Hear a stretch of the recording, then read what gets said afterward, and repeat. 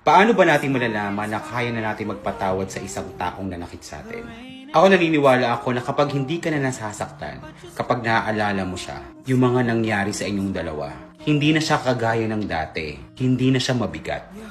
Pangalawa, hindi mo na gustong gumante, o hindi mo na iniisip o pinagdarasal na makarma sila, o ibalik yung sakit na ipinaramdam nila sa'yo. Hindi kapayapaan ng puso yung hiling mo na lang para sa bawat isa. At yung pangatlo, kaya mo nang pag-usapan na walang mabigat na emosyon. Na nakokontrol mo na siya at hindi ka nakokontrol ng sitwasyon noon. Tipong maluwag na yung kalooban mo.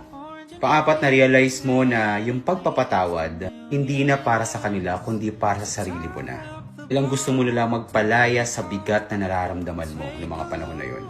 At panghuli, kaya mo nang tanggapin na nangyari yon dahil mayroong malalim na dahilan. At kabutihan na lang yung iniisip mo.